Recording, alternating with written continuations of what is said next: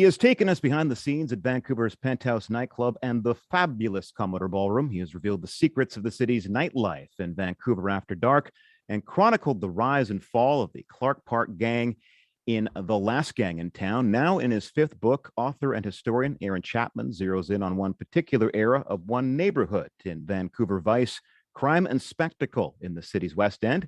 And he joins me now on the City News bookshelf. Welcome back, sir. Thank you, John. Great to be with you. Thank you. First off, of all the books you could write, Aaron, why this one? What made you take on this particular era of Vancouver?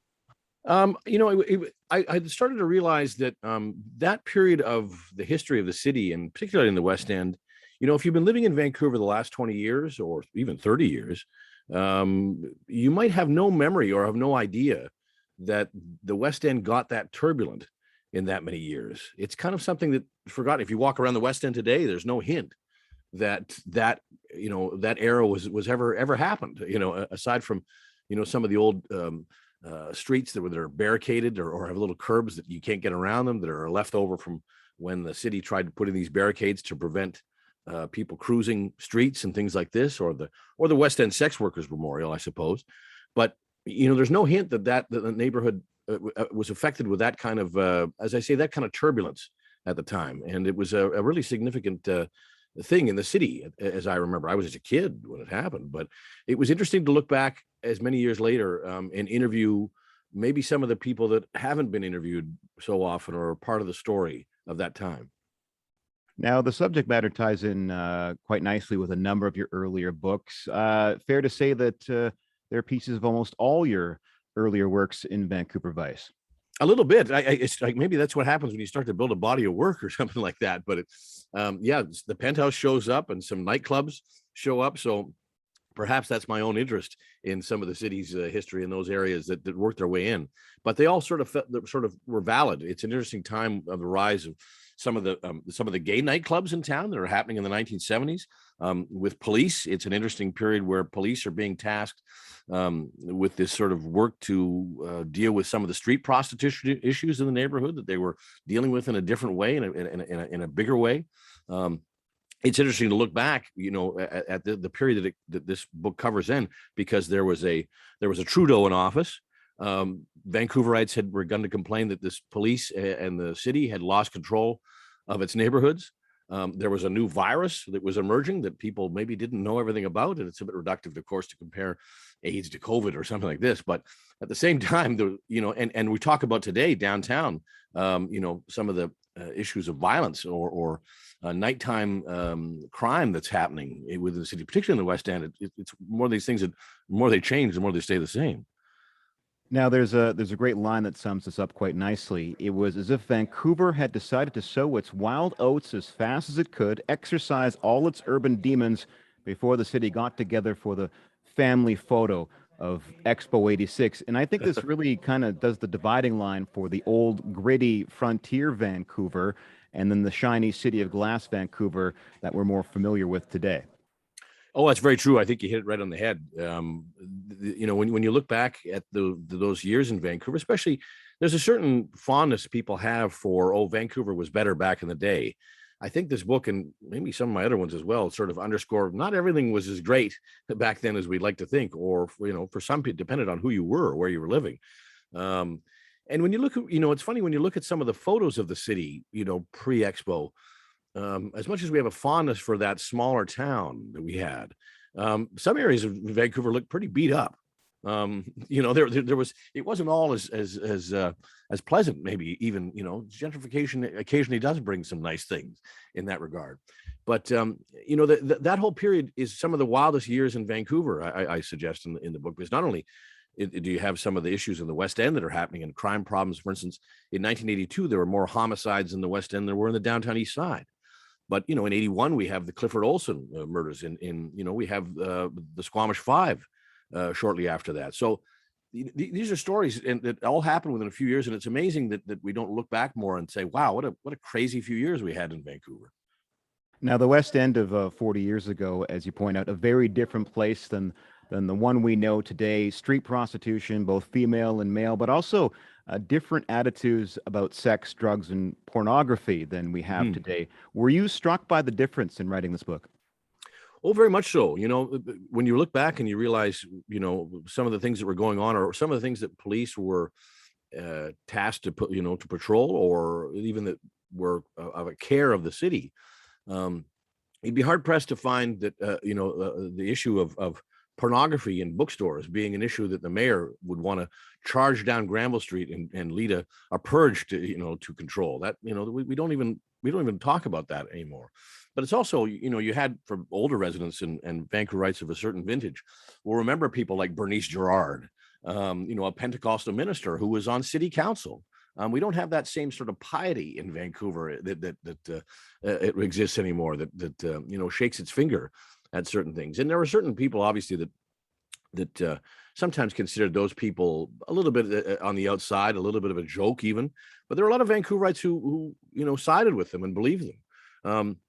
So it's an interesting time. It's an interesting period, as I say, to look back, and in particularly the investigation that the police sort of undertake, that sort of ends up being almost a sort of a murder mystery at one point in the book, is sort of one of the threads that I wanted to sort of use the lens of how police in particular saw things, but also people, in the emerging gay community that was at time as that developed.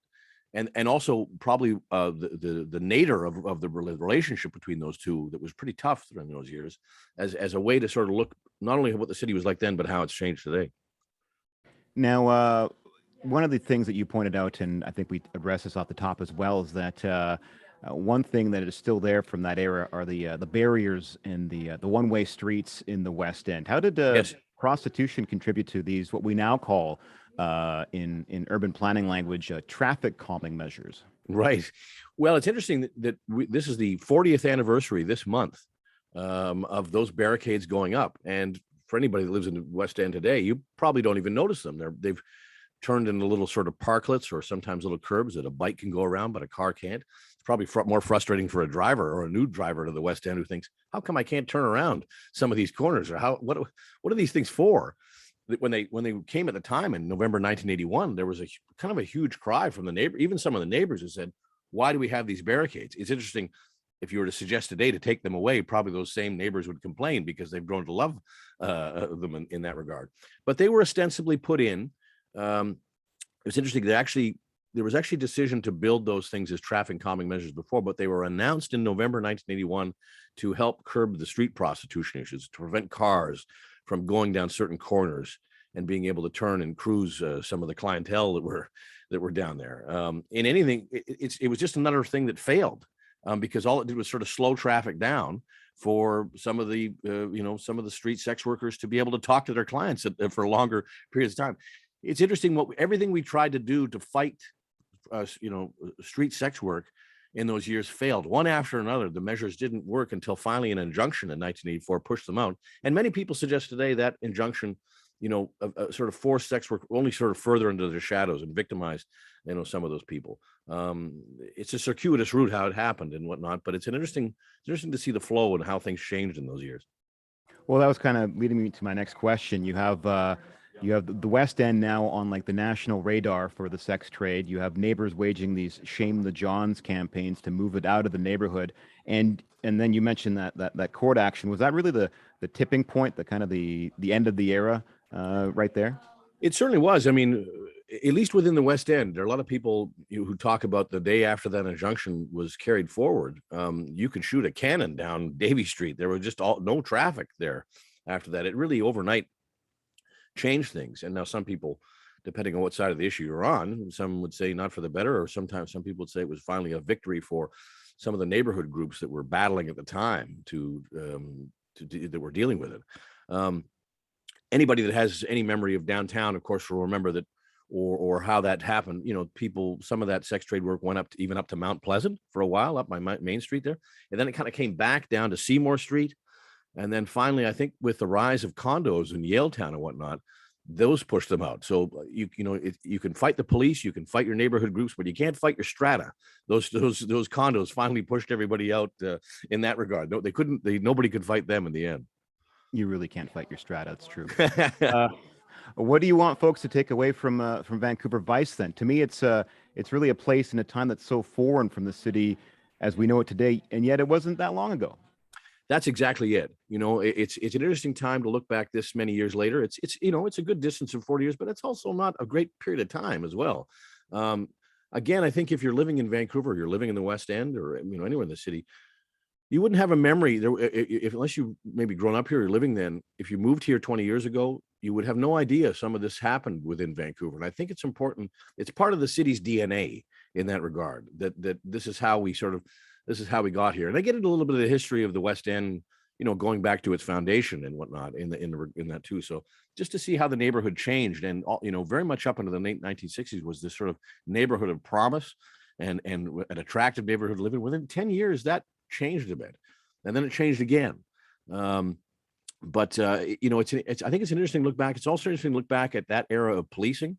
Some of the things that they did now they could not get away with, or certainly not policy in terms of some of the surveillance or some of the things they did. This was just stuff that was done, and many situations some police are sort of left to their own device to discover things. Within that world, there were some enterprising guys that would and men and women that would find a way to solve something and whatnot. But it's an interesting look back on so many different topics, whether it's some of the sex work of that era, whether it's the rise of the gay neighborhood, some of the gay clubs that were beginning to sort of form, whatnot, some of the things that were affecting Vancouver police at the time, and sort of everything in between. I hope readers will be entertained by it. Do you think there's anything prescriptive or anything we can take away from it to apply to what's happening, especially downtown these days? You sort of alluded to it earlier that there's a parallel between that era and this era, where it seems like City Hall and the police force are losing control of downtown. I think that's exactly it. There's a parable to be made or a similar thing going on where, again, it's not just in terms of downtown crime and whatnot. Some of these incidents which we're reading about, sometimes which are they make big headlines but are not indicative of a greater crime wave. But when we talk about some of the homeless camps, this is the same thing. So that some of the neighborhoods in Strathcona were frustrated dealing with.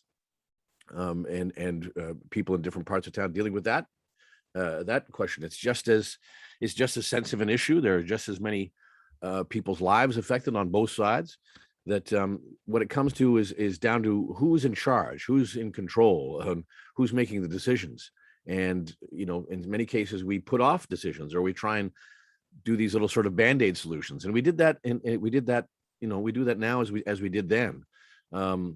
Again, I think the case can be made, while as many people say that, again, people often say Vancouver was better back in the day before it became this big city.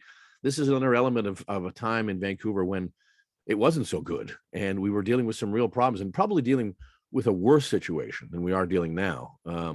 But again, as things have developed over the last, and whether the pandemic plays a role in that, or just how we're dealing with situations downtown, or who's in the mayoral office or something like that, some of these same questions are being asked again, and it'll be interesting to see if we reach another West End in the 1970s and 80s in that regard, whether it's in that neighborhood again or another part of the city.